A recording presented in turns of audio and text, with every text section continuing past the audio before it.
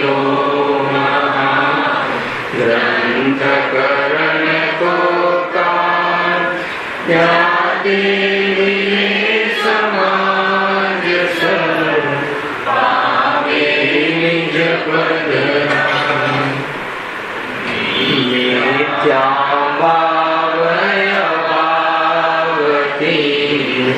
जे प्रगटे निज भाव ते जयवंत रहो सदा तेज मोक्ष उपाय।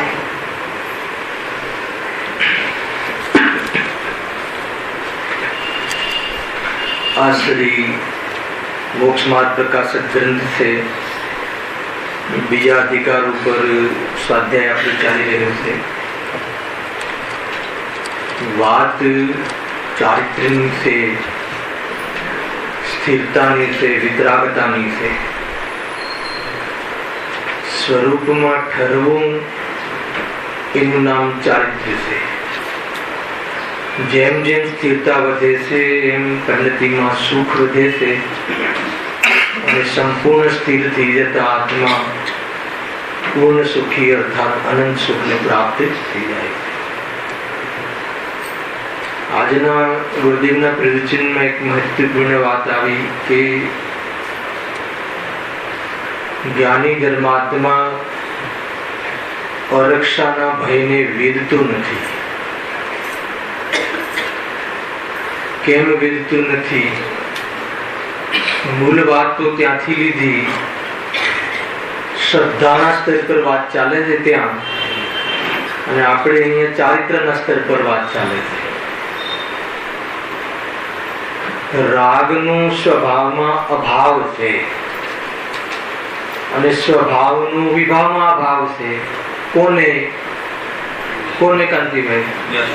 સર્વને સર્વને જીવ માત્ર ને રાગનો સ્વભાવમાં અભાવ છે। એમ નહીં કે જ્ઞાની ને, જ્ઞાની તો એટલે છે કે એમ પ્રતીતિ કરે છે, એમ વિશ્વાસ છે એને, એટલે જ્ઞાની છે। પણ અજ્ઞાનીને પણ કે રાગનો સ્વભાવમાં સદભાવ નથી, રાગનો સ્વભાવમાં અભાવ છે। મૂળ વાત એ છે કે આવી દૃષ્ટિ, આવી પ્રતીતિ થઈ ગઈ, સમ્યક દર્શન થઈ ગયું કે રાગ મારો સ્વભાવ નથી। એમાં વેદનાની વાત લીધી હતી, તો જે વેદના થાય છે એ મારો સ્વભાવ નથી। જ્ઞાની વેદનાને સ્વભાવ તરીકે વેદતો નથી।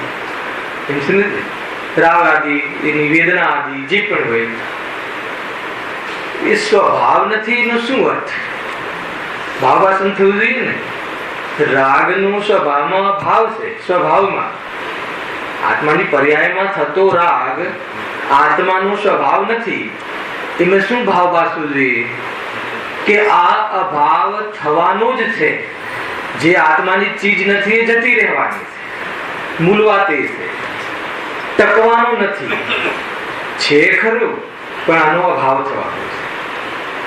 વાત ત્યાં આવી કે જ્યારે એક સમ્યક દૃષ્ટિ જીવને રાગ અને સ્વભાવનું ભેદ જ્ઞાન વર્તે છે, એનું સ્વામિત્વ નથી, તો એવો રાગ થી ભિન્ન પોતાના આત્માને અનુભવ કરે છે। તો હવે જે રાગ આવે છે એ જ્યારે સ્વભાવ નથી તો પર્યાયમાં મટવો તો જોઈએ ને। વાત ત્યાંની ચાલે છે। હવે જે આપણા મુદ્દા પર આવી છે આપણે કે દેહ આત્મામાં નથી, રાગ આત્મામાં નથી, આત્માની ચીજ નથી, આત્માનો સ્વભાવ નથી, આત્મા એટલે સ્વયં મારી વસ્તુ નથી, મારું પરમાર્થ સ્વરૂપ નથી। એમ વાત થઈ ને? તો એવી તો દ્રષ્ટિ થઈ ગઈ, પણ બહારમાં અર્થાત તો પર્યાયમાં એ બધું દેખાય છે, તો એ હવે ન રહેવું જોઈએ એવો પુરુષાર્થ કરશે કે નહીં? હવે જ્યારે રાગ આત્માનો સ્વભાવ નથી તો આત્મામાં પછી રહેવો જ ના જોઈએ, પર્યાયમાં પણ। તો એ ક્યારે ન રહે એવી જાતિનો જે પુરુષાર્થ કરવાનો પ્રયોગ કરે છે એનું નામ ચારિત્ર અધિકાર છે। હવે એમાં શું કરશે તો કે ઉપયોગ આત્મામાં સ્થિર કરશે. જે સ્વરૂપનો એને પરિચય છે એમાં સ્થિરતા પ્રાપ્ત થશે. રાગ આદિમાં ઉપયોગનો વ્યવસાય છોડી દેશે તો નવા રાગનો બંધ નહીં થાય અને જૂના કર્મો છે એની નિજરા થશે અને એ પ્રમાણે એનો વિતરાગતાનો વિકાસ થશે. આ રીતે એ વિતરાગતા વધારતો જાય છે. એ પૂરા માર્ગની અંદર કેવી રીતે પ્રવર્તન કરશે તો કહે છે કે એ જે ક્રિયાઓમાં અર્થાત તો સુભાવના માધ્યમથી કશાયોમાં મર્યાદા લાવશે, અર્થાત તો મંદતારૂપ પ્રપન્ન થશે અને એમાં સ્વરૂપની સાધના કરશે તો કશાયનો અભાવ થશે. આ રીતનું સ્ટેન્ડર્ડ છે, તમે સમજજો. જે બી સમ્યક્દૃષ્ટિ જીવ છે એ સંપૂર્ણ સ્થિરતાને પ્રાપ્ત થવા કેવી રીતે પુરુષાર્થ કરે છે એની ચર્ચા આપણે અહીંયા લીધી છે. ખરેખર તો દ્રવ્ય મોક્ષ જે સંપૂર્ણ મુક્તિ છે, દ્રવ્ય કર્મ ભાવ કર્મ નો કર્મથી રહિત પર્યાયમાં પરમાત્મા સિદ્ધ અવસ્થા, એ જ વાસ્તવમાં મુક્ત અવસ્થા છે, આત્માની મુક્ત પોઝિશન છે. મુક્તિના પણ કઈ ભેદ પડે છે આપણને એનો ખ્યાલ ન હોવાના કારણે આપણે અટવાવીએ છીએ. ભાઈ મુક્તિના કેટલા ભેદ પડે છે કાલે થોડું ઇશારો કર્યો હતો, જીતુભાઈ કહ્યું કે થોડું ફરીથી 5 મિનિટ લેજો એને. તો મુક્તિના કેટલા ભેદ? તો એક છે દ્રષ્ટિ મુક્ત. તો ચોથા ગુણ સ્થાને જીવ દ્રષ્ટિથી મુક્ત, જેની દ્રષ્ટિ નિર્મલ થઈ જાય છે. દ્રષ્ટિ શું છે? ફંડામેન્ટલ વસ્તુના સ્વરૂપનો ખ્યાલ આવી ગયો, ભ્રાંતિ તૂટી ગઈ છે, દેહ અને આત્મા વચ્ચે અત્યંત ભાવ છે એવી જેની દ્રષ્ટિ જે છે સુધરી ગઈ છે, શ્રદ્ધા જેની સમ્યક થઈ ગઈ છે, જેનો અભિપ્રાય બરાબર થઈ ગયો છે, વિપરીતતા નીકળી ગઈ છે, ભ્રાંતિ નીકળી ગઈ છે, સ્વરૂપ સંબંધી અને પર સંબંધી એ થઈ ગયો દ્રષ્ટિથી મુક્ત. દ્રષ્ટિથી મુક્ત થયા પછી પણ હજુ પૂર્ણ મુક્તિને પામવાની વચ્ચે કઈ સ્ટેજ આવે છે? પછી આવે છે અવૃત્તિની મુક્તિ. અવૃતથી મુક્ત થવું એ છે છઠ્ઠું ગુણ સ્થાન. જે મહાવ્રતને ધારણ કરે છે નિરાજ, એટલે જે અવૃત રૂપ અસંયમ રૂપ જીવન છે એનાથી મુક્ત થઈ ગયા. ખ્યાલ આવ્યો? પછી પ્રમાદથી મુક્તિ. ત્યાં હજુ છઠ્ઠા ગુણ સ્થાને પ્રમાદ કહ્યો. ખ્યાલ આવ્યો કે નહીં? કયો પ્રમાદ છે? ત્યાં સ્વરૂપમાં સ્થિર નથી રહ્યા, બહારમાં વ્રતાદિના ઉપયોગ આવ્યો છે એટલે સ્વરૂપમાં ન રહેવાનો પ્રમાદ છે. તો પછી સ્વરૂપમાં સ્થિર થાય છે શુદ્ધોપયોગ. તો 7મું 8મું 9મું ને 10મું એ 4 સ્ટેજ જે છે, 4 ગુણસ્થાન, એ બધામાં પ્રમાદની મુક્તિ છે. છતાં પણ ત્યાં અબુદ્ધિપૂર્વકનો રાગ રહે છે, હે ને, મોહ રહે છે, ચારિત્ર મોહ. હવે 11મું અને 12મું ગુણસ્થાન એમાં મોહ 11માં ઉપશમ થઈ જાય છે, ચારિત્ર મોહ, દર્શન મોહ તો ચોથે તોડી નાખ્યો હતો, અને 12માં મોહ ક્ષીણ થઈ જાય છે સંપૂર્ણ. તો મોહથી મુક્તિ થઈ. ખ્યાલ આવ્યો કે નહીં? અને પછી જીવન મુક્તિ, અરિહંત પરમાત્મા જીવન મુક્ત. જીવન મુક્ત એટલે શું? કે જે 10 પ્રાણ રૂપ જે જીવન છે એની સહાય જ નહીં, ડાયરેક્ટ આત્માના પ્રદેશોથી લોકાલોકને ત્રિકાળવર્તી પદાર્થોને જાણવામાં આંખ કાન નાક આદિનો આધાર જ નહીં, ડાયરેક્ટ. એટલે 10 પ્રાણ જે છે આત્માના, એ પ્રાણનો જરા માત્ર પણ એમને અવલંબન નહીં, એવું જીવન મુક્ત. અને હવે અંતમાં કઈ મુક્તિ? દ્રવ્ય મુક્તિ. અરે સંયોગમાં આઘાતી કર્મ પણ નહીં અને સંયોગમાં દેહ પણ નહીં એવો આત્મા અશરીરી, જે ચોથા ગુણ સ્થાને નક્કી કર્યું હતું, પ્રતીતિમાં નક્કી કર્યું હતું કે શરીર અને આત્મા વચ્ચે અત્યંત ભાવ છે, એવી જે શ્રદ્ધા કરી હતી અને એ રીતે આત્માની પ્રતીતિમાં આત્માનો અનુભવ હતો. મુનિ દશામાં શરીરનું અવલંબન છૂટ્યું હતું, દેહ પ્રત્યેની આસક્તિ નીકળી ગઈ હતી. ખ્યાલ આવ્યો? અરિહંતપણામાં દેહનો અવલંબન એટલે એનો કોઈ પણ પ્રયોગ નહોતો, અને હવે દેહ જ ન રહ્યો. એવું એક આત્મા જે અશરીરી હતો, શરીરનો આત્મામાં અત્યંત ભાવ હતો, એવી દ્રષ્ટિ જે થઈ હતી એ વિષય પરિપૂર્ણ પર્યાયમાં પ્રગટ થઈ ગયો કે અશરીરી સિદ્ધ ભગવાન. એને એ કઈ દશા થઈ? મુક્ત અવસ્થા. જીવ કેટલા પ્રકારના? 2 પ્રકારના, સંસારી અને મુક્ત. તો સંસારીમાં કયા કયા જીવો આવશે?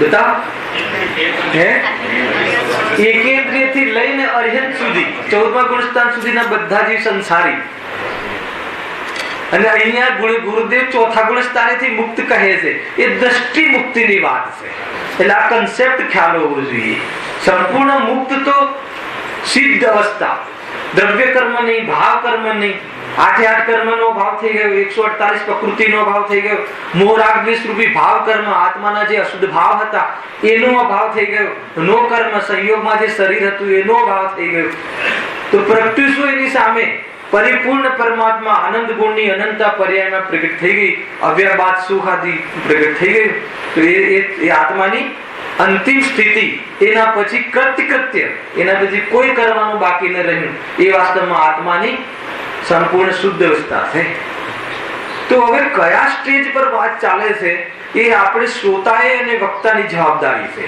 કે અહીંયા હવે કયા બેઝ પર કયા સ્તર પર વાત ચાલે છે જ્ઞાની ધર્માત્મા કાલે તો લીધું હતું ને કે ડરે કે ના ડરે સિંહ આવે તો ભાગે કે ના ભાગે ગુરુદેવે લીધું હતું પ્રવચનમાં એક બાજુ કહો છે કે સપ્ત ભયથી રહિત થઈ ગયો અને એક બાજુ કહો છે કે વાઘ આવે તો ભાગે તો પછી ભયથી રહિત થઈ ગયો એ શું છે દરેક વાત સમજવી જોઈએ ભાઈ એ પર્યાયની અંદર હજુ એવી જાતિનો ભય છે એવી જાતિની સ્થિરતા થઈ નથી મુનિરાજને ભાગવાનો ભાવ ના આવે એટલી સ્થિરતા પ્રાપ્ત થઈ ગઈ છે તો છેક ચોથા ગુણ સ્થાને જે આત્માની પ્રતીતિ થઈ ત્યાંથી લઈને સિદ્ધ અવસ્થા જે અવ્યબાદ સુખ એ આખો જે સ્ટેજ આવે છે એ સ્ટેજની આ ચર્ચા છે ખ્યાલ આવ્યો કે નહીં એ વધતી જતી વિતરાગતા તો એમાં આપણે કઈ પ્રતિમા આવ્યા છીએ બ્રહ્મચર્ય પ્રતિમાની ચર્ચા આપણે પ્રારંભ કરી હતી અને બ્રહ્મચર્ય પ્રતિમામાં જે 7મી ભૂમિકા છે શ્રાવકની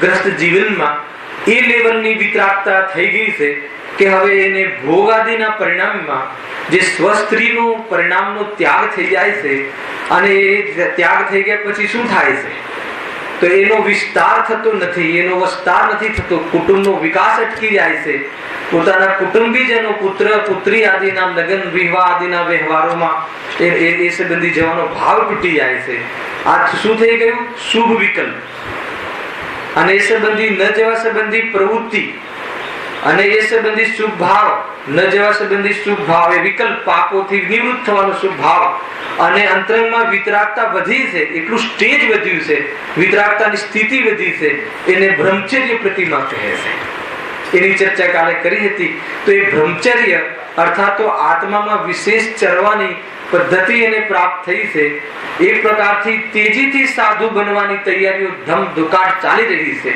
તૈયારીઓ ચાલી રહી છે એને જેમ લગ્નના બેન્ડ વાજા વાગે એમ અહીંયા અંદરમાં પરિણતિ એટલા વિકાસને પ્રાપ્ત થવા થનગની રહી છે કે પૂરા બ્રહ્મ ભાવમાં સ્થિર થઈ જવું અને અબ્રહ્મ ભાવનો ત્યાગ થઈ જવું એવી જાતિની તૈયારી 7મી પ્રતિમામાં કરે છે તો એને જે લોક વ્યવહાર અર્થાત તો 5 ઇન્દ્રિયના ભોગ અને શરીરની આસક્તિ એ સંબંધી એટલી કટોતી થઈ જાય છે કે હવે જેને સ્વસ્ત્રી સાથેના જે સંબંધો હતા એ સંબંધોના ભાવ પણ નીકળી જાય છે એટલે કોઈ નવો એને કોઈ બાળક થવાની વાત નથી એટલે એનો વિસ્તાર કુટુંબનો વિસ્તાર બી અટકી જાય છે અને બહારમાં જવા આવવાના બધા જ કાર્યક્રમો એને સમાપ્ત થઈ જાય છે આ તો ક્રિયાની ઓરથી બતાવવામાં આવે છે પરંતુ એવી જાતિની કશાય એની નબળી પડી જાય છે કશાય પટલી થતી જાય છે વિતરાગતા ઘાટી થતી જાય છે વિજ્ઞાન ઘન બનતી જાય છે સમેસાની ભાષામાં ખ્યાલ આવે કે નહીં એ છે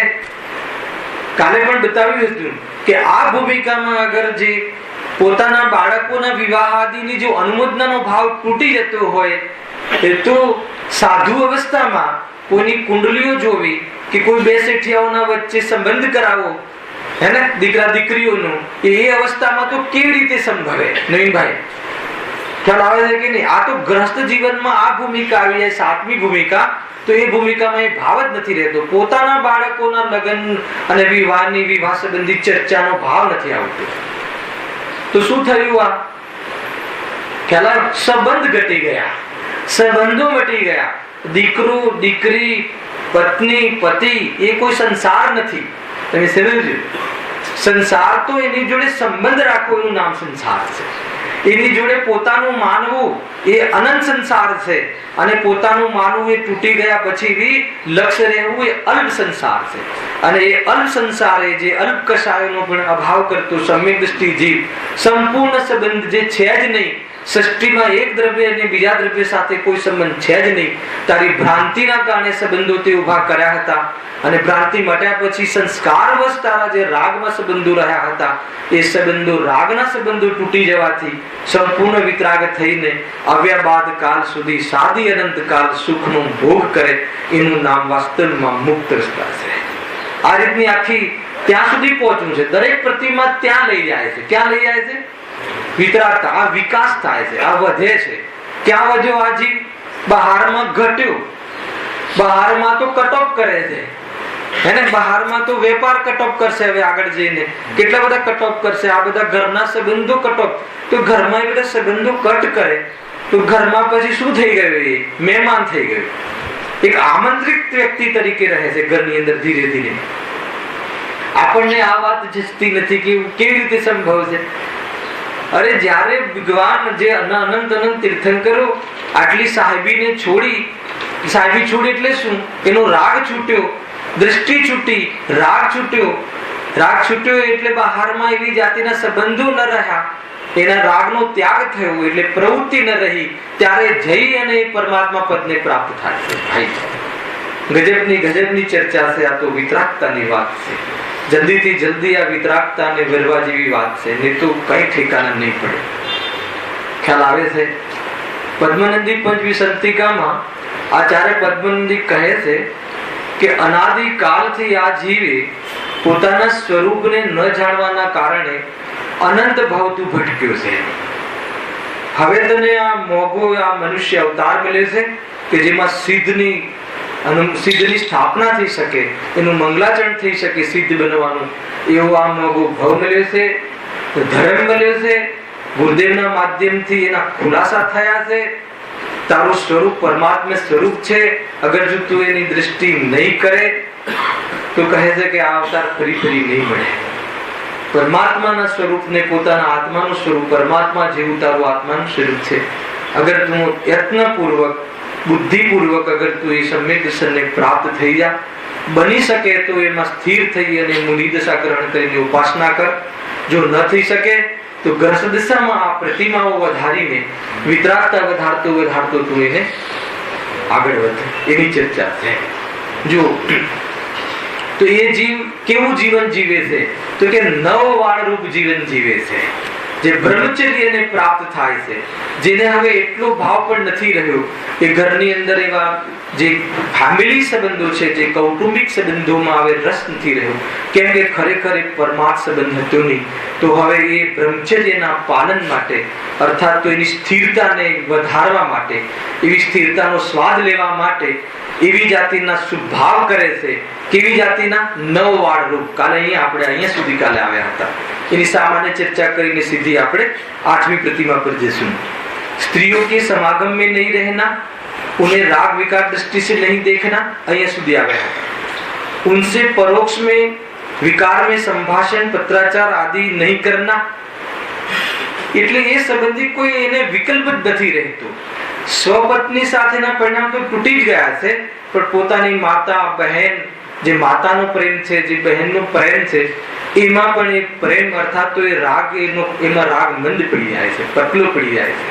કેમ કે જ્યાં સુધી જો વિશેષ રાગ રહે તો એની રક્ષાનો ભાવ આવે વગર રહે નહીં. તો એનાથી શું નુકસાન થશે? એનાથી સ્વરૂપની સ્થિરતાનો કાર્યક્રમ જે છે, એ ઉપયોગનો જે વ્યવસાય છે સ્વરૂપનો, એ સ્વરૂપનો વ્યવસાય ત્યાં નહીં થાય અને વિતરાગતા નહીં વધે. જ્યાં પણ જીવ રોકાય છે રાગથી રોકાય છે, પરના કારણે કોઈ જગ્યાએ કઈ રોકાતો નથી. એનો રાગ રહે તો ત્યાં એનું રોકાવાનું બને છે. એવી વાત છે. पूर्व में भोगे हुए भोगों का स्मरण नहीं करना. અને પૂર્વમાં તો બ્રહ્મચર્ય વ્રતના પૂર્વમાં તો જે એને જે અબ્રહ્મ ભાવ હતા, તો રંચ માત્ર પણ વિચાર ના ભૂલી જાય કે આવો કોઈ પરિણામ હોય છે. ખરેખર એવું છે, જ્યારે ભેદ જ્ઞાન વર્તે છે, અરે આપણે સ્વયંને આપણા સ્ટેજમાં પણ આપણને કોઈ બહારમાં અપરાધો થતા હોય અને જ્યારે ભેદ જ્ઞાન કરીએ, જ્યારે ભગવાનની પ્રતિમાની સામે આ રાગ ભાવ છે, આત્માનો સ્વભાવ નથી, અરે આ મારે સ્વયં પોતાની ભૂલથી આવા ભાવ થયા છે પણ એ આત્માનો સ્વભાવ નથી, એવું સ્વભાવ તરફનું લક્ષ્ય થાય તો મેં આ ભાવ કર્યા છે એ ભાવની સ્વામિત્વમાં એના મોહમાં એના સ્વામિત્વમાં મંદતા આવે છે તો એ કરવા લાયક નથી, એ તો બુદ્ધિ થઈ જ જાય છે અને કર્યા છે એ ભાવોમાં એટલો ઓતપ્રોત થતો નથી, ટેન્શન થતું નથી, એમાં એ ઇન્વોલ્વ થતો નથી અને આગળ વધવાનો પ્રયાસ કરે છે. થઈ ગયા એ ભાવોને ચિંતન કરી અને કોઈ પોતાને હીન અનુભવ કરીને આત્માનો પુરુષાર્થ ન કરે તો કે જૈન ધર્મનો અનુયાયી નથી. અરે જે થઈ ગયો એ ગયો અને સ્વરૂપ તો એમાં એવું ને એવું જ રહ્યું છે, એની દ્રષ્ટિ કરે અને જો એમાં ઉપાધિ બુદ્ધિ છોડે તો જરૂર એને વિતરાગતા એને પ્રગટ થાય છે. જો કામોત્પાદક ગરિષ્ઠ ભોજન નહીં કરના, આ તો વિકલ્પ છે, આ શુભ ભાવ છે, પરંતુ બુદ્ધિપૂર્વક એવા ભોજનાદિના ભાવ નથી કરતો. ગરિષ્ઠ ભોજન કે જે કામોત્પાદક છે અને એમાં જે નિંદ્રા આવે ને નિંદ્રામાં એ એવી જાતિના ભાન ભૂલી જાય તો એવી જાતિની નિંદ્રા એવા જ્ઞાની ધર્માત્માઓને હોતી નથી.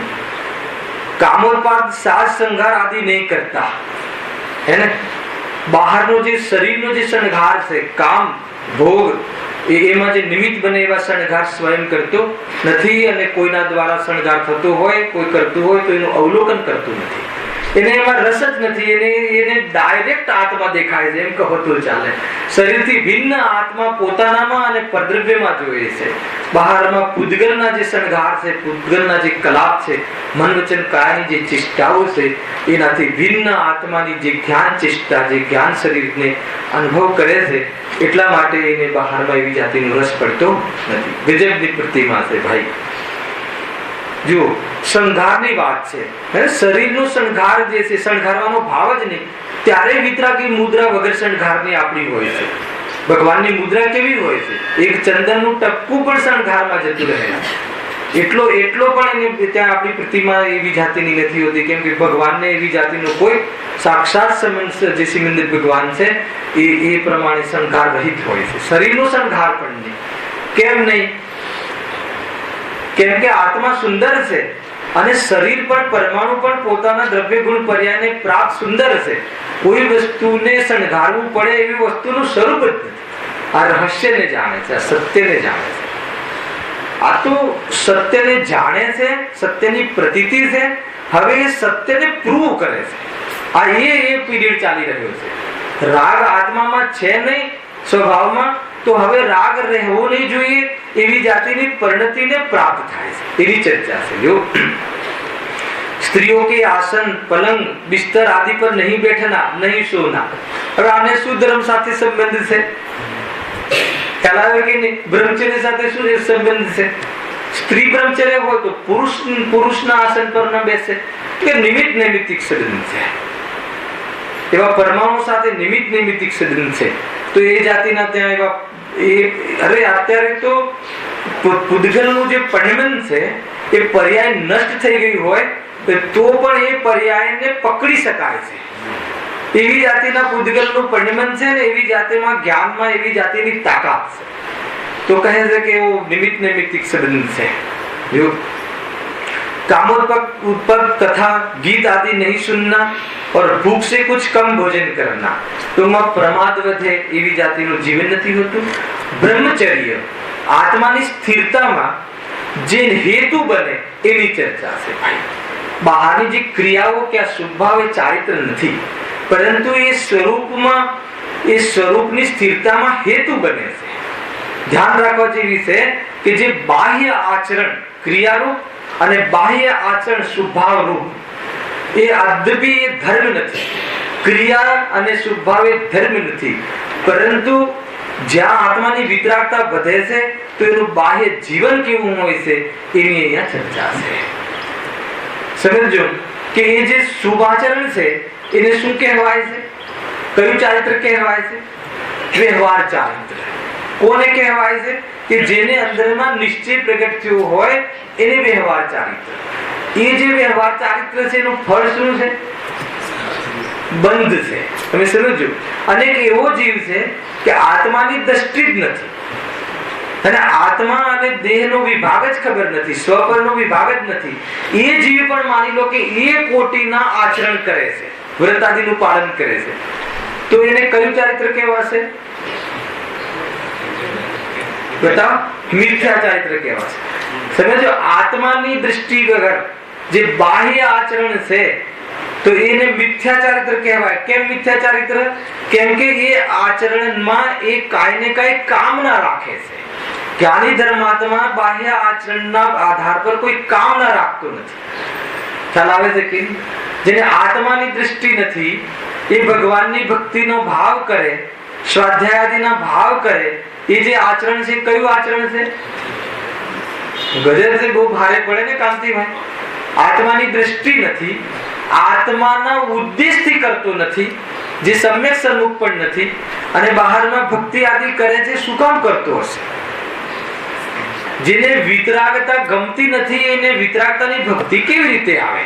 સમજો, જેને રાગ રહિત થવું ગમતું નથી, જેને ધન આદિમાં સુખ નથી, વાત ગમતી નથી, એ ધનમાં સુખ નથી એવી વાત કહેવા વાળા વિતરાગીઓ, અને જેને અઢળક સંપત્તિનો રાગ છોડી અને સ્વરૂપ લક્ષ્મીમાં બિરાજમાન છે, એવા વિતરાગી દેવોની ભક્તિ કેવી રીતે આવતી હશે?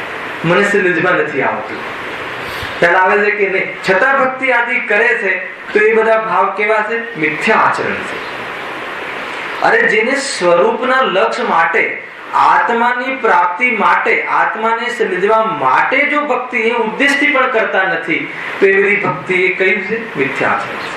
અચ્છા, જ્ઞાની ધર્માત્મા ભક્તિ આદિ કરે ને કયું આચરણ કહેવાય?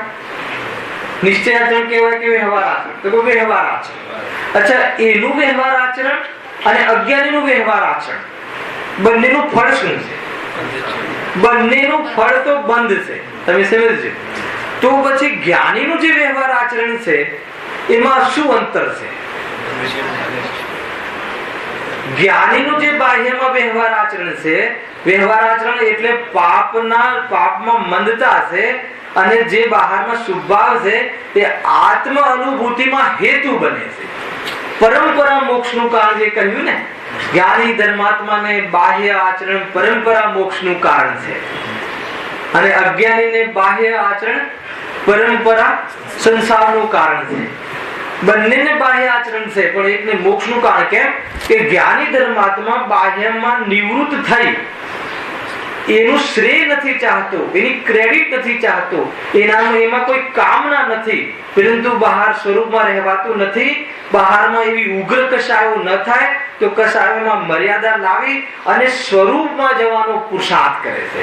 એટલે જ્ઞાની ધર્માત્માને બાહ્ય આચરણ સ્વરૂપમાં જવા માટે નિમિત્ત બને છે, અને અજ્ઞાનીને અંદરના સ્વરૂપની એને રુચિ જ નથી, અને બાહ્યમાં માત્ર શિડ્યુલ વખત બાહ્ય કુલાચરણ રૂપ બાહ્યમાં જે પ્રવૃત્તિ કરે છે, એ જે ચેષ્ટાઓ કરે છે, તો એ વાસ્તવમાં દેખાદેખી છે, એ પ્રદર્શન છે. આ કન્સેપ્ટ છે, ચારિત્રના કન્સેપ્ટ છે, બાહ્ય આચરણના અને અંતરંગ આચરણના. એવું નથી કે કોઈ જ્ઞાનીનું જે બાહ્ય આચરણ છે ધર્મ છે. એ પણ વ્યવહાર ધર્મ છે, એ પણ બંધનું કારણ છે, સરાગ ચારિત્ર છે. પણ રાગ જેમ જેમ ઘટે છે તો બાકી રહેલો જે રાગ છે એ રાગની અંદર પણ છૂટવા માટે જ્ઞાની ધર્માત્મા કેવી પ્રકારની પ્રવૃત્તિઓ કરે છે, કઈ પ્રકારના વ્રત કરે, કઈ પ્રકારના નિયમો લે, બુદ્ધિપૂર્વક ત્યાગ કરે, અને બુદ્ધિપૂર્વક એ બાજુ જવા એ સંબંધી ઉલઝે નહીં એવી જાતિના નિયમો લે, અને પછી શું કરે? ઉપયોગ બચે, કસાયો મંદ પડે તો પછી શું કરે? તો કે સામાયિકમાં બેસે, સામાયિકનો અવસર ઉભો કરે છે. એનું નામ આ વધતી જતી વિતરાગતા, એનું નામ સમ્યક દર્શન થયા પછી કેવી રીતે આગળ વધે એની વાત છે. જો હવે 7મી પ્રતિમા આપણે પૂરી થઈ, બ્રહ્મચર્ય પ્રતિમા એમાં આપણે ગઈકાલે પણ લીધું હતું, અને આજે એની સામાન્ય ચર્ચા કરી. એટલી એને અંદરમાં સંબંધો, બહારમાં પોતાના કૌટુંબિક સંબંધો પણ એને ઓછા થઈ જાય છે. જ્યારે વ્યવહાર જ ન રહ્યો, પોતાના બાળકના લગ્નમાં જવાનો વ્યવહાર ન રહ્યો, તો હવે જે એને બાહ્યના જે બીજા પદાર્થો છે, એ જે બીજા જે બાહ્યમાં જે પરિગ્રહ છે, જે અન્ય પ્રકારની જે સામગ્રી છે, સંપત્તિ છે, એની હવે એને અવેરનેસ નથી. એટલે 8મી પ્રતિમા જોરદાર છે, આરંભ ત્યાગ પ્રતિમા. આરામદાયક પ્રતિમા એટલે શું? હવે એને વેપાર આદિ કરવાનો ભાવ રહેતો નથી. જ્યાં એને બહારમાં સંબંધો, એ તો બહારમાં તમે સંબંધો વધારો, લોક વ્યવહાર વધારો, ખ્યાલ આવે? તો જો એ બહારના વ્યવહારો વધારો તો એમાં જવા આવવા માટે પછી સાધનો જોઈએ, એના જવા આવવા માટે એની વસ્ત્ર આદિ જોઈએ. પણ હવે એના સંબંધો જ ન રહ્યા. કેમ ન રહ્યા? કેમ ન રાખ્યા? ભાષા ગમે તે હોય, પરંતુ સમજવાનું શું કે એટલી વિતરાગતા નથી અને એટલી આસક્તિ ઘટી.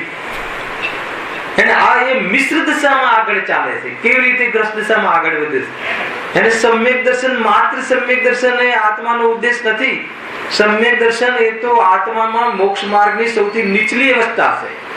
ઉત્કૃષ્ટ અવસ્થા તો એ સમ્યક દર્શનમાં એને જે જાણ્યું કે દેહ ભિન્ન છે, હું દેહ નથી, તો એ આત્મા હું છું, તો એમાં હવે સ્થિર રહેવાનો જો પ્રોગ્રામ ન કરે અને એમાં સ્થિરતા ન વધારે અને કશાય ન તૂટે તો સ્થિરતા ન રહે, તો એવી જાતિની પ્રવૃત્તિ ન કરે તો ક્ષાયિક સંકિતિ સાથે પણ ઘરમાં રહે તો મોક્ષને પ્રાપ્ત થતો નથી. સમજમાં આવે છે કે નહીં? તો હવે આપણે 7મી ભૂમિકા સુધી આવી ગયા છે. ઘણી ચર્ચા આગળ કાંતિભાઈ થઈ ગઈ. હવે 7મી ભૂમિકા પછી 8મી ભૂમિકા. હવે એની વિતરાગતા આગળ વધે છે. અંદરમાં વિતરાગતાનો રંગ ચડે છે, બહારમાં કષાયનો રંગ ઉતરે છે. એમાં મનને ફાવતું નથી, મનને ભાવતું નથી. એટલે બહારમાં જે પદાર્થો જે છે, જે સામગ્રી જે બહારમાં જોઈએ, દાસ દાસી, જે મકાન આદિ, એ સંબંધી એને એનો રસ તૂટે છે. જો એ લખ્યું છે. હા, બહુ સરસ ચર્ચા છે. 8वीं प्रतिमा નો આજે આપણે પ્રારંભ કરીએ. જો संसार शरीर भोगों के प्रति तीव्र अनासक्ति भाव हो जाने से तथा प्राणी मात्र के प्रति दया का परिणाम प्रबल हो जाने से हिंसा आदि पापोत्पादक ग्रह कार्य आरंभ करने का अशुभ परिणाम नष्ट हो जाता है. ઘરમાં બી આરંભનો ભાવ છૂટી જાય છે, હે ને? ભોજન બનાવવાનો ભાવ રહેતો નથી. હવે ભોજન કઈ રીતે કરશે પછી એની ચર્ચા આગળ આવશે. વેપાર કરવાનો ભાવ રહેતો નથી, કમાવાની જરૂર નથી. ખ્યાલ આપણી આ અજ્ઞાનીના પલાખા ઉલટા છે. ખ્યાલ આ વિતરાગતામાં આગળ વધે છે અને અજ્ઞાની કહે છે કે ક્યાં વધ્યો? તો કે બહારમાં 2 ફેક્ટરીની 3 ફેક્ટરી કરી. અહીંયા કહે 3 ફેક્ટરી કરી એટલે શું ખબર છે? ફેક્ટરી એ શું કરી શકતો હશે? એ તો પૂર્વ કર્મના ઉદયથી બહારમાં સંયોગોની પ્રાપ્તિ થાય છે. એ તો 3 ફેક્ટરીની મમતા વધારી. ક્યાં વધ્યો? તો કે સંસારમાં વધ્યો. એને વધુ કહે છે અજ્ઞાનીજી. બહારમાં લોકપ્રિયતા વધે, બહારમાં કોઈ પદવી વધે, એને વધુ કહે છે. આ એક એક પદવી છોડે છે. તમે સમજો. અરે જ્યારે સાધુ બનશે અને એમાં આચાર્યની પદવીને પ્રાપ્ત થયા હશે, ઉપાધ્યાયની પદવીને પ્રાપ્ત થયા હશે, તો એ પણ છોડશે. આચાર્યની પદવી જ્યાં સુધી રહે ત્યાં સુધી શ્રેણીનો ભાવ આવતો નથી. ગજબની વાત છે. 12મી પદવીની તો શું વાત કરે? સમજમાં આવે છે કે નહીં? આચાર્યની પદવી એટલે બહારમાં એટલો ભાર રહે કે મારો શિષ્ય આ માર્ગમાં આગળ વધે અને કોઈ ભૂલ કરે તો હું એને સમજાવું, આટલો ભાવ ઉભો રહે તો કહે છે કે શ્રેણીનો ભાવ, એનો મોક્ષ માર્ગ અટકી જાય છે, એનું મોક્ષ અટકી જાય છે આચાર્યનું.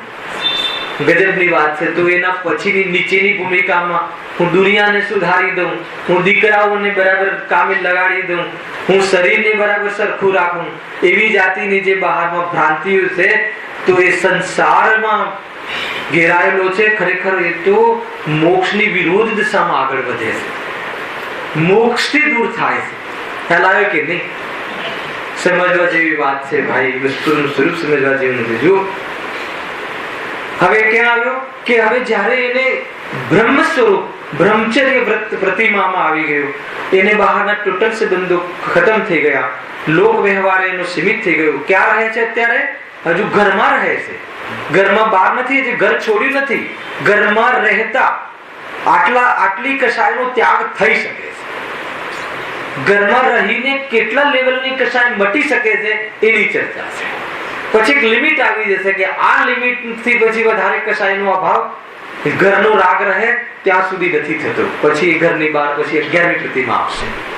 8મી પ્રતિમાનું સ્વરૂપ આપણે સમજીએ છીએ. જો वास्तव में बाह्य धन संपत्ति आदि रंच मात्र भी सुख का कारण नहीं है, वह कमाने रूप अपने विकल्पों का या श्रम से इकट्ठी भी नहीं होती है, सुरक्षा करने से सुरक्षित भी नहीं रहती है। કેટલું સ્વરૂપ કર્યું, બહુ જોરદાર વાત છે, ફરીથી વાંચું છું દેશભાઈ। વાસ્તવમાં ખરેખર પરમાર્થી જોવામાં આવે તો બાહ્ય ધન સંપત્તિ આદि રંજ માત્ર भी सुख का कारण नहीं है। ખ્યાલ આવ્યો? બાહ્યમાં ધન આદि સુખનું કારણ નથી એમ કહે છે અહીંયા, તો દુઃખનું કારણ છે તો કે દુઃખનું કારણ પણ નથી। પરદ્રવ્ય સુખ દુઃખનું કારણ નથી, કસાય દુઃખનું કારણ છે, અર્થાત મોહ દુઃખનું કારણ છે અને મોહ રાગ દ્વેષ અભાવ સુખનું કારણ છે। બસ આ લોજિક છે। બહારમાં સંપત્તિ ગમે એટલી હોય પરંતુ મોહ તીવ્ર હોય તો દુઃખનું કારણ છે, અને સંપત્તિ બિલકુલ ના હોય, ઓછી હોય પણ મોહ ન હોય તો સુખી। તો બાહ્ય સંપત્તિ સુખ દુઃખનું કારણ નથી, એક। બીજો પોઈન્ટ, બીજો સિદ્ધાંત, वह कमाने रूप अपने विकल्पों का या श्रम से इकट्ठी भी नहीं होती। બહારમાં જે સંપત્તિ છે એ આપણી ભ્રાંતિ છે કે હું મહેનત કરું છું, હું બધાને ઠગું છું, હું બહુ ચતુર છું। હે ખ્યાલ આવ્યો કે નહીં? જબરજસ્ત મારી પાસે બહારમાં જે ઓફિસરોને આદિને બરાબર સમજાવીને પટાવીને હું કમાઉં છું, તો કે તારી ભૂલ છે। બહારમાં તને જે સંપત્તિ મળે છે એ પૂર્વકૃત કર્મના ઉદયથી મળે છે। તારા વિકલ્પમાં વિકલ્પ કરે છે, પરંતુ વિકલ્પથી સંપત્તિ મળતી નથી, શ્રમથી સંપત્તિ મળતી નથી, પ્રવૃત્તિથી સંપત્તિ મળતી નથી। આપણને આ વાત જચતી જ નથી। દુકાન ગયા વગર દુકાન ચાલશે? ઉઘરાણી ગયા વગર ઉઘરાણી આવશે? આપણા જૈનોના જીવનમાં આપણે જે અહીંયા જેટલા ફેમિલી બેઠા છે એના જીવનમાં એ માતાના પેટમાં જે બાળક આવ્યું એ પહેલા દિવસથી કરોડપતિ છે। બતાવો એને શું શ્રમ કર્યું? ખ્યાલ આવે? કરોડપતિ બેઠા છે, સમજી લો। હવે એના ઘરે બાળકનો જન્મ થયો, એને પહેલા દિવસથી કરોડપતિ છે, બતાવો એને શું શ્રમ કર્યું? સમજવા જેવી વાત છે। અહીંયા મૂળ વાત શું છે? कमाने रूप अपने विकल्पों या श्रम से इकट्ठी भी नहीं होती, सुरक्षा करने से सुरक्षित भी नहीं रहती। कोई रक्षा करवाથી એની રક્ષા થતી નથી। એ તો બહારમાં એવી જાતિના ઉદય આવે, એને પાપનો ઉદય આવે તો દમણી ન રહે, અત્યારે કરોડપતિ હોય, સવારે લાઈનમાં ઊભો હોય। ખ્યાલ આવે કે નહીં? કોઈ એમાં કોઈ બહાર, આ બધું બહારની વાત છે। આ વાત ક્યારે ખબર હતી? કમાવાથી કમાવાતું નથી, શ્રમથી મળતું નથી, આત્મા પરવસ્તુમાં કઈ કરી શકતો નથી। આવી શ્રદ્ધા કયા ગુણસ્થાને હતું? ચોથા ગુણસ્થાન। હવે એવી શ્રદ્ધા તો હતી, સમજો, પરંતુ એવું આચરણ એટલે બહારમાં એ વસ્તુમાં કમાવા, જ્યારે કમાવાથી કમાવાતું નથી તો કમાવા જવાનો ભાવ બી તો મટવો જોઈએ ને। દુકાને જવાથી સંપત્તિ મળતી નથી અને સંપત્તિથી સુખ મળતું નથી, એવી શ્રદ્ધા થઈ ગઈ તો સંપત્તિ કમાવા જવાનો રાગ બી તો તૂટવો જોઈએ ને। એ રાગ તૂટે નહીં અને નહીં સંપત્તિ તો કમાતા નથી અને દુકાનમાં બરાબર જઈને બેસે અને દુકાનો વધારતો જાય કે એ તો કોણ વધારે છે? ત્યાં એમ કહે તો એ કોઈ ખરેખર વાસ્તવમાં એ સમ્યક દર્શનને પણ નથી સમજ્યો। અરે એને સમ્યક દર્શન એટલે એને રાગ તો આવ્યો છે, દુકાને જવાનો ભાવ તો આવે છે, દુકાન ખોલવાનો ભાવ તો આવે છે, પણ એ દુકાન ખોલવાનો ભાવ એ મમત્વ છે, એ રાગ છે, એનાથી કોઈ બહારમાં ધન નથી મળતું એવી પ્રતીતિ થઈ ગઈ છે। તો એ પ્રતીતિ થઈ ગયા પછી દુકાન જવાનો ભાવ તૂટવો જોઈએ। અહીંયા એ કહે છે કઈ ભૂમિકામાં તૂટે છે? 8મી ભૂમિકામાં। બ્રહ્મચર્યનું પાલન થયા પછી 8મી ભૂમિકામાં, હે ને? આપણે તો પહેલી પ્રતિમાથી ચાલતા ચાલતા આવે છે તો આ ભૂમિકા આવે છે ત્યારે જે એને પ્રતીતિમાં એને નક્કી કર્યું હતું કે વાસ્તવમાં આત્માને જે ધન અને સંપત્તિ મળે છે એ સંપત્તિ કોઈ આત્માને શ્રમથી મળતી નથી, એને હવે પ્રૂવ કરે છે, એને સિદ્ધ કરે છે, એની સાધના કરે છે। એટલે કમાવા જવાનો ભાવ તૂટે છે અને એની સંપત્તિમાં સુખ નથી એટલે સંપત્તિથી નિવૃત્ત થવાનો ભાવ આવે છે। એટલે સંપૂર્ણ જે બાહ્યમાં સંપત્તિ આદિ છે એનું શું કરે છે? ત્યાગ કરે છે। અને એને મેળવવા જવાના ભાવનું શું કરે છે? ત્યાગ કરે છે। એ શુભ ભાવ। આજથી હવે હું દુકાન આદિ વેપાર આદિનો હું ત્યાગ કરું છું, એ શુભ ભાવ। ખ્યાલ આવ્યો? અને એ સંબંધી એ કસાય મંદ થઈ તો હવે કરશે શું? હવે કરશે શું? સામે અસ્થિમાં શું આવ્યું? ખ્યાલ આવ્યો કે નહીં? તો કે સમાજની સેવા કરશે. ખ્યાલ આવ્યો કે શું કરશે? તો કે આત્મકલ્યાણ સ્વરૂપની સ્થિરતા વધારશે.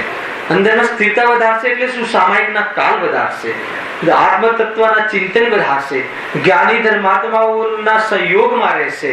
વારંવાર જીન આયતનોમાં જૈન ધર્મ અને જૈન ધર્મ અને એના આયતનોમાં વિશેષ જઈ અને ત્યાં આત્મ સ્વરૂપને સમજવાનો પ્રયાસ કરશે. અર્થાત સમજ્યો છે, પ્રાપ્ત થયું છે, તો એમાં લીનતાનો પુરુષાર્થ કરશે. આગળ સામાયિકમાં આપણે લીધું હતું એને કેવી રીતે કરે છે. તો એનાથી શું થશે? વિતરાગતા વધશે. બહારમાં એની જવાબદારીઓ ઘટાડે છે, બહારમાં જિમ્મેદારીઓ ઘટાડે છે, અંતરંગના સ્વરૂપમાં વિતરાગતા વધારે છે. કથનમાં છે કે વધારે છે, પરંતુ એ રીતનો એનો પુરુષાર્થ રહે છે. જો उसका यहाँ रहना या नहीं रहना उसकी उपादानगत योग्यता तथा निमित्त रूप से पूर्वबद्ध पुण्य पाप कर्मों के अनुसार उदय अनुसार होता है. કોનું? સંપત્તિનું, સંયોગોનું, યશનું, અપયશનું. એટલે બહારમાં જ્યારે વાત જે એ આત્માના કામની ચીજ જ નથી, આત્માના કામની ચીજ નથી એ ક્યાંથી નક્કી કર્યું હતું? પણ હવે આત્માની કામની ચીજ નથી તો પછી એનું લક્ષ્ય, એનું અવલંબન, એ તરફનો ઉપયોગનો વ્યવસાય હવે છૂટવો જોઈએ ને. એનું નામ આચરણ. તો એ આચરણમાં લે છે, એ રીતે વિતરાગતા વધારે છે. ખ્યાલ આવે કે નહીં? કેળાની છાલ ક્યાંથી ફેંકી દેવા જેવી છે? ક્યાંથી ખ્યાલ હોય છે એને? ખરીદતી વખતે. અને જેમ જેમ એના કેળાનો ગર્ભ આરોગ્ય છે એમ એમ કેળાની છાલ નીકળતી જાય. ક્યારે ફેંકવી પણ ફેંકવા જેવી છે, ક્યારે નક્કી કરવી, એ બધો ખ્યાલ હોવો જોઈએ. સમજવા જેવી વાત છે ભાઈ. આ તો વિતરાગતાનો માહોલ છે. અંદરમાં એની ખુશી વધે છે, એનો આનંદ વધે છે, એને બહારની અવેરનેસ ઘટે છે, એની બહારની પરાધીનતા ઘટે છે, આત્માની સન્મુખતા વધે છે, સ્વાધીનતા વધે છે, સ્વાવલંબન વધે છે. સંયમનો માર્ગ એ સ્વાવલંબનનો માર્ગ છે. જેને કશાયો તૂટે છે એને બહારના પરમાણુ માત્રની જરૂર પડતી નથી. એવી દશા આવવા વાળી છે હવે કે વસ્ત્ર, તન પર વસ્ત્રની જરૂર નહીં, રહેવા માટે રહેઠાણની જરૂર નહીં, બહારમાં કોઈ પદાર્થની જરૂર નહીં, એક અણુ માત્રની પોતાના સુખ માટે આવશ્યકતા નહીં, આનંદમાં રહેવા માટે દુનિયાની કોઈ વસ્તુની જરૂરત નહીં. એવી જે મુનિ દશાને જે પ્રાપ્ત થઈ જાય છે, એવી અવસ્થાને પ્રાપ્ત થતા પહેલા ક્રમિક વિતરાગતાનો વિકાસ અને ક્રમિક રાગનો રકાસ કેવી રીતે થાય છે એની આ ચર્ચા. ખ્યાલ કે નહીં? કોઈ જબરજસ્તી વેપાર બંધ કરે છે એમ નહીં, ભાવ તૂટી જાય. હવે જરૂર નથી ને, હવે એવા પરિણામ રહ્યા નહીં ને, હવે શું જરૂર છે? હવે ક્યાં કોઈ નથી બંધાયો છું કે પ્રફુલભાઈ પત્રિકા મોકલી છે એટલે મારે જવું જ પડશે. અરે ઇવન પ્રતિષ્ઠાની પત્રિકા હોય તો પણ જવું પડશે. એવો ક્યાં ભાવ રહે છે? ખ્યાલ આવે છે કે નહીં? અરે જેને બ્રહ્મચર્ય પ્રતિમા હોય ને એ તો પંચ કલ્યાણકના જન્મ કલ્યાણક ને ગર્ભ કલ્યાણકમાં તો દેખાતા જ નથી. મુનિરાજ પણ દીક્ષા કલ્યાણકમાં આવે, ગર્ભ અને જન્મના જે ઉત્સવો છે એમાં એમને ભાવ જ થતો નથી. લૌકિક પ્રસંગોમાં પણ જતો નથી તો ધાર્મિક પ્રસંગોમાં પણ જયારે એ ટાઈપનો મહિમા હોય ત્યાં જીવ જતો નથી. તથાપિ પંચ કલ્યાણક તો સમ્યક દર્શનના નિમિત્ત બને છે. ભગવાનનો જન્મ કલ્યાણક પણ સામાન્ય નિમિત્ત બને છે સમ્યક દર્શન. પણ આપણે વિતરાગતા વધી ગઈ છે, એ બહારના એવી જાતિના ઉત્સવોમાં એમને રસ આવતો જો. अपने विकल्पों का व्यर्थ की भाग दौड़ की उस पर कुछ भी प्रभाव नहीं पड़ता. ખ્યાલ આવ્યો કે નહીં? જ્યાં સંપત્તિથી સુખ નથી, તમે સમજો લોજિક, અને સંપત્તિ આપવા કમાઈ શકતો નથી, તો પછી હવે એનો વિકલ્પ કરવો વ્યર્થ છે. એ ભૂમિકા આવી. ચોથા ગુણ સ્થાને આ પ્રતીતિ હોવા છતાં વેપાર આદિ કરતો દેખાય છે, પરંતુ હવે આગળ વધે છે કે જ્યાં સંપત્તિમાં સુખ નથી અને કમાઈ શકતો નથી તો હું હવે એના વિકલ્પમાં મારા ઉપયોગને શું કામ બરબાદ કરું? એના એ વિકલ્પ કહો, એ રાગ કહો, એ કષાય કહો, એમાં આ ઉપયોગનો વ્યવસાય શું કામ કરવું? તો ત્યાંથી પણ એ વ્યવસાયને છોડે છે, બુદ્ધિપૂર્વક નિયમ લે છે કે આ વ્યવસાય હવે મારે જોઈતું નથી, એ સ્વભાવ છે. અને અંદરમાં એવી જાતિની એની ક્વોલિટી વધે છે, વિતરાગતાની એકાગ્રતા વધે છે, બહુ અલ્પ કાળમાં શુદ્ધોપયોગ વધે છે અને એ સંબંધી અંદરમાં એનો સ્વભાવ વૃદ્ધિગંતને પ્રાપ્ત થાય છે. જો બહુ સારી ચર્ચા છે. 10:30 સુધી લેવાનું છે ને પૂરું. यह सत्य तथ्य जो બહુ સરસ ચર્ચા કરી છે. यह सत्य, કયું સત્ય? સંપત્તિમાં સુખ નથી અને સંપત્તિ શ્રમથી આવતી નથી. આ સત્ય છે. એ સત્યને કયા સ્તર ઉપર થયું હતું? પ્રતીતિના સ્તર પર. હવે અહીંયા લખે છે यह सत्य, यह तथ्य चारित्र के स्तर पर भी जीवन में समा जाने से अब इस वृत्ति श्रावक के मन में किसी भी प्रकार के पापारम का परिणाम उत्पन्न नहीं होता. ખ્યાલ આવ્યો કે નહીં? એટલે મેં તમને પહેલા જ આજના પ્રવચનમાં શરૂઆતમાં કહ્યું હતું કે એક શ્રદ્ધાના સ્તર પર ચર્ચા અલગ છે અને ચારિત્રના સ્તર પર ચર્ચા અલગ છે. શ્રદ્ધાના સ્તર પર એ ચર્ચા છે કે આત્મા કમાઈ શકતો નથી, એ પ્રતીતિ થવા છતાં પણ કમાવાનો ભાવ હજુ ત્યાં છે. ખ્યાલ આવ્યો કે નહીં? પરદ્રવ્ય ઇષ્ટ અનિષ્ટ નથી ખબર પડવા છતાં પણ પરદ્રવ્ય સંબંધીનો રાગ હજી તૂટ્યો નથી. પરંતુ જ્યાં એની પ્રતીતિ થઈ, જે ચીજની, જે શુદ્ધાત્માની, જે સ્વરૂપની, જે સિદ્ધાંતની, એનું જ્યારે પોષણ કરે છે, ઉપયોગ વિશેષ એનું સેવન કરે છે, ત્યારે એ સેવનમાં આચરણ ચાલુ થાય છે. ત્યારે એને દુકાન મકાન આત્મા ચલાવી શકતો નથી. એ ભાન હતું, એ ભાન તરફ ઉપયોગ વિશેષ એમાં એને લગાવે છે તો કમાવાનો ભાવ. તો ચારિત્રના સ્તર ઉપર હવે દુકાન મકાન વેપાર આદિ વધારવાનો ભાવ એને રહેતો નથી. જો બહુ ઊંચી ચર્ચા છે ભાઈ. ચારિત્ર કે સ્તર પર भी जीवन में समा जाने से ખ્યાલ આચરણમાં તો આવવું જોઈએ ને. આત્મા ને દેહ જુદો છે. આત્મા દેહનું કંઈ કરી શકતો નથી. પછી દેહની આસક્તિ ને દેહને નવડાવવા, ખવડાવવા, પીવડાવવાના જે ભાવ છે તૂટવા જોઈએ ને. અદંત ધોવન, સ્નાન એવા ગુણ પ્રગટ થવા જોઈએ ને. કયા આધાર ઉપર? સ્નાન અને અદંત ધોવન કયા આધાર ઉપર? સમય નથી, નવડાવવાનો સમય નથી, નવડાવવાનો ભાવ નથી. કોને? શરીરને. કેમ સમય નથી? ક્યાં રહો છો પ્રભુ? કે સ્વરૂપમાં એટલા લીન રહીએ છીએ કે શરીર તરફની આસક્તિ તૂટી ગઈ છે, બહાર આવવાનો અમારી પાસે ફુરસદ નથી. સૌથી કોઈ બિઝી હોય તો મુનિરાજ, અર્યન પરમાત્મા, સિદ્ધ પરમાત્મા સ્વરૂપમાં એટલા સ્વરૂપમાં લીન રહે છે. તો બહારના બીજાના કાર્ય કરવાની, બીજાના બગીચામાં પાણી પાવાનો ભાવ અને એ સંબંધીનો વ્યવસાય અને ઉપયોગ એને હવે રહેતો નથી. ઉપયોગનો વ્યવસાય મટે છે ભાઈ. સમજવા જેવી વાત છે. ખ્યાલ આવ્યો? જો એટલે હવે એ બધા પાપ એને એકદેશ પાપ ત્યાગની વાત છે. જો यदि परिस्थिति वश कभी कुछ आरंभ करना भी पड़े, जो હવે અતિચાર થોડો, હવે માનો કે બધું છોડી દીધું પણ હજુ ખાવા પીવાનો રાગ તો છે, થોડી સંપત્તિ એને રાખી છે, થોડી પરિગ્રહ ઘટ્યો ને, સંગ્રહ ઘટ્યો, પરંતુ ચોરી થઈ જાય, કોઈ લઈ જાય તો પાછો વેપાર ચાલુ કરે કે ના કરે? તો બે લોજિક બતાવે છે. જો આવી પરિસ્થિતિ થાય તો નિર્દોષ નોકરી કરે, એની અતિચાર કર્યો, પણ કહે છે કે એવું થઈ જાય તો આમે જરૂર નથી તો એનો ઉપકાર માનીને આગળ વધે છે.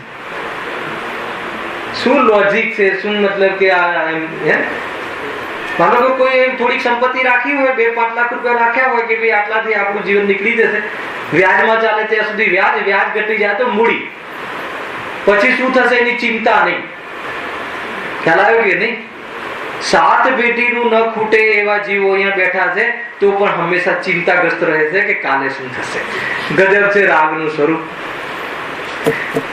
અહીંયા કહે છે કે નિયમ કરી નાખે કે બસ હવે નહીં જોઈએ, આટલું જ, આટલાથી કામ થઈ જાય છે. પછી મોંઘવારી વધે તો શું કરે? તો કે કસાય તોડે, ઓર ઘટાડે. એને ખોરાકથી જીવન નથી એ ખબર પડી ગઈ છે અને એટલો રાગ ઘટી જાય છે એને કે આરંભ જ નહીં, ખાવાનો ભાવ નહીં, બનાવવાનો ભાવ નહીં. ખ્યાલ આવ્યો કે નહીં? એ રીતે આગળ 11મી પ્રતિમાઓ વધે છે, જંગલમાં રહે છે, સંઘોમાં રહે છે. એ ગ્રસ્ત જીવની વાત છે. એ તો બહુ ઊંચી વાત છે. તો 3 લિંગ આવશે ને, આરિકા ને ક્ષુલક, શુલિકા અને એલપ્સ ને ઘણી બધી ચર્ચા છે ભાઈ. આ તો હજુ ઘરમાં રહે છે. અહીંયા તો હજુ ઘરમાં રહે છે. સમાજ પર બોજ નથી બનતો આ અત્યારે. ખ્યાલ આવ્યો કે નહીં? આ બી એક કન્સેપ્ટ છે. કઈ પ્રતિમા સુધી એ સમાજનો બોજ ન બને. જ્યારે એને ઉદિષ્ટ આહારનો ત્યાગ થઈ જાય ત્યારે સમાજની વચ્ચે આવે. કેમ કે એને હવે ખાવાની એવી ગરજ જ નથી. એના માટે બનાવો તો એ ભોજન જ ના લે. એવી જાતિની જ્યારે પરિસ્થિતિ આવશે ત્યારે એ કદાચ ગ્રસ્તના જીવનમાં, ગ્રસ્તના ઘરે મુનિરાજ આવે એક જ કામ માટે. બાકી ગ્રહસ્થીઓના સંપર્કમાં રહેવા જેવું જ નથી. ખ્યાલ આવ્યો કે નહીં? પ્રભુ મારે આમ છે, મારે દુકાન ચાલતી નથી, મારો હાથ જોઈ આપો, મારું આ કરી આપો, મારું તે કરી આપો. અજ્ઞાનીની વચ્ચે, એના કરતા પ્રાણીઓની વચ્ચે રહેવું બરાબર. શું સ્વરૂપ છે, શું કન્સેપ્ટ છે, સમજવા જેવી વસ્તુ છે भाई.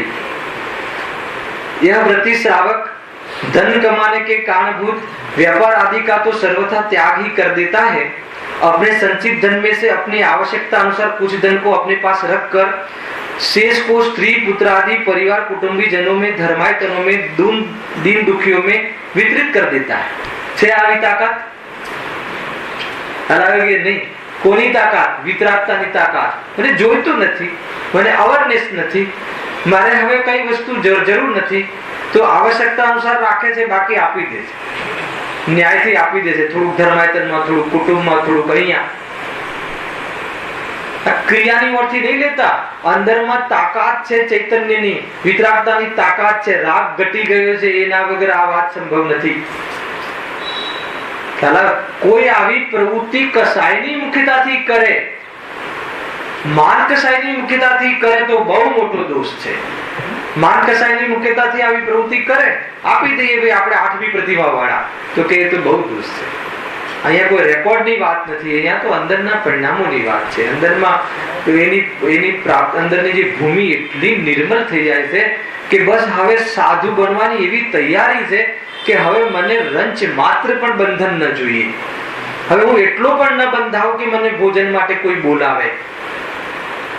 મારું પરિણામ હોય તો આવું, ન હોય તો ન આવું, મહિનો ન આવું, 1000 મહિના ન આવું, 1000 વર્ષ ન આવું, સ્વરૂપમાં રહું, મસ્તીમાં રહું. મને દુનિયાની કોઈ પરવા નથી, કોઈ જરૂર નથી. કેમ નથી? કે કોઈની પરવા કરી શકતું નથી અને કોઈનાથી કોઈની રક્ષા થતી નથી. આ એનો બેઝ, આ એની શ્રદ્ધા, આ પ્રતીતિનું બલ, એ પ્રતીતિના બલ ઉપર આ રહે છે. શરીર બળતું હોય, વાઘ ખાતો હોય અને કોઈ કહે કે તારું અવિનાશી કલ્યાણ હો અને સ્વરૂપમાં રમણતા કરીને કેવલ જ્ઞાન લે, તો એ જાતની તાકાત શ્રદ્ધાના બલ પર છે, દ્રવ્ય દ્રષ્ટિના બલ પર છે. દ્રવ્ય પડે તો સંયમ પડે, દ્રવ્ય દ્રષ્ટિ પડે, દ્રષ્ટિ તૂટે તો આ બલ તૂટે. પણ દ્રવ્ય આજના પ્રવચનમાં આવ્યું હતું ને કે આત્માનો નાશ થતો નથી. જ્યાં એવી દ્રષ્ટિ થઈ અને એમાં લીન હોય તો બહારમાં કોઈ લઈ જાય, કોઈ તોડી નાખે, ફોડી નાખે, તો પણ એને બહારમાં થવા છતાં પણ એ સ્વરૂપમાં લીન રહે છે. કદાચિત ઉપયોગ બહાર આવે તો કહે કે જાણે પામ્યા પરમ મિત્રનો યોગ જો, મૈત્રી ભાવે જોવે. શું ગજબનું સ્વરૂપ છે ભાઈ. એને જો અધૂરું રહ્યું છે, શરૂઆત આપણે કરી છે, 8મી પ્રતિમાની ચર્ચા આપણે વિશેષ કરીશું. અને ખરેખર ધર્મ અર્થાત તો વિતરાગતા હવે પર્વ આવવા વાળા છે, હે ને? પર્યુષણ અર્થાત તો 10 લક્ષણ પર્વ આવવા વાળા છે. વિતરાગતાનો માહોલ છે આપણો. હવે આ પછીનો જે બી ચર્ચા છે 10 લક્ષણ પર્વ પછી ફરીથી આ વિશે આપણે આગળ વધારીશું, હે ને? યથા સમય અહીંયાથી ડિક્લેર કરવામાં આવશે. 30 તારીખ પછીના શનિ રવિ ટેન્ટેટિવલી આપણે ચર્ચા કરીશું. તો વિતરાગતાનો પર્વ આવવા વાળો છે, મુનિ ધર્મના પર્વ આવવા વાળા છે. આપણી કશાયો કેવી રીતે ઘટે અને કેવી રીતે મંદ પડે, 10 દિવસ પૂર્વમાં અભ્યાસ રૂપથી અને પછી નિરંતર કશાયો તૂટે, એવી જાતિના પ્રોગ્રામોમાં રહેજો. કેમ કે કશાયના અભાવથી સુખની પ્રાપ્તિ થાય છે. આત્મામાં કશાય છે નહીં એવા સ્વભાવના આશ્રયથી કશાય સાથે દોસ્તી, એની ઉપાદેય બુદ્ધિ છોડી બહારની પ્રવૃત્તિમાં આત્માને રહેવા જેવું નથી, સ્વરૂપમાં રહી અને આ જન્મ મરણ ટાળવા જેવા છે. એની ચર્ચા આપણે આગળ બી કરીશું. પણ પર્વમાં સ્વયં પોતે આવી રીતે પોતાની ભૂમિને ભેગાવીને ગુરુદેવે પીરસેલા તત્વને ગ્રહણ કરવા જેવા છે. હવે આના પછીનો જે પણ પ્રોગ્રામ છે એના પહેલા એક આજે મેં શ્લોક વાંચ્યો હતો પદ્મનંદી પંચમી સંતિકામાં. 2 મિનિટની વાત કરીને આપણે આજની પ્રવચન સમાપ્ત કરીએ છીએ. એમાં આચાર્ય પદ્મનંદીએ કહ્યું કે શ્રાવકોને જીનાયતનની રચના અને જીન પ્રતિમાની પ્રતિષ્ઠા કરવાનો ભાવ ન આવે એમ ન બને. તમે સમજજો વાતને. એ કાર્ય મુનિરાજોનું નથી, એ કાર્ય શ્રાવકોને શોભે છે.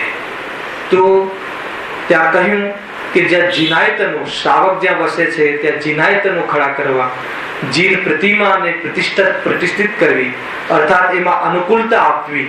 એમાં કોઈ પ્રતિકૂળતા આવી હોય તો પ્રતિકૂળતાને દૂર કરી અને એ વાત એ અનુકૂળતા આવે અને ત્યાં રચના જે છે જીનાયતનોની જે સ્થાપના છે એ ન રોકાય એવા કાર્યો શ્રાવકોને શોભે છે. અને એવું કાર્ય જે પણ કોઈ શ્રાવક કરે અને જો સમાજ અગર જો એ ગુણગ્રાહી ના હોય, અગર જો એને સન્માન ન કરે તો એ સમાજ નગુણો કહેવાય. તમે સમજજો. કેમ કે ધર્માયતનની રચના લખ્યું આ પદ્મનંદી વિસંતિકામાં આજે મારે વાંચવામાં આવ્યું તો કે એનું સન્માન કરવું જોઈએ. અને જો એ સમાજ જો એનું યથાયોગ્ય સન્માન ન કરે તો એ સમાજ નગુણો કહેવાય. અને એ વ્યક્તિ, એ શ્રાવક અગર જો એ સન્માનની અપેક્ષા રાખે તો એ વ્યક્તિ નગુણો કહેવાય. એ વાત સમજવા જેવી છે. કશાય અભાવ કરવાની વાત છે, પરંતુ યથાયોગ્ય કશાય અભાવ કરવાના જે આયતનો છે એવા જે આયતનોની રચના કરવાનો ભાવ આવે એ બહુ મોટી વાત છે. બહારમાં 5 ઇન્દ્રિયના ભોગોની જે આયતનો અનાયતનો છે એમાં પૈસા ખર્ચવા, એમાં અનુકૂળતા પ્રદાન કરવી એ તો શોભા નથી, હે ને. અહીં આપણે હવે એવું પ્રસંગ છે, ભાઈ શ્રી નવીનભાઈને એવું કાર્ય, ઉત્કૃષ્ટ કાર્ય કર્યું છે કે જે કઈ સમયથી પ્રતિમા પ્રતિષ્ઠા કરવામાં જે અનુકૂળતા નહોતી એમાં અનુકૂળતા પ્રદાન થાય એવી જાતિનું સેટલમેન્ટ કરી અને ભગવાન જે બહુ સમયથી આપણે અહીંયાથી મલાડથી બોરીવલીથી યાત્રા કરીને ગયા હતા એ પ્રતિમા ત્યાં હતી. હવે સ્થાપના થવાના ભણકારા વાગી રહ્યા છે અને હોઈ શકે એનું હવે જે બી પ્રસંગ છે હવે જીનવાણીની સ્તુતિ કે એના પછી જે પ્રમાણે હશે. સહજાનંદ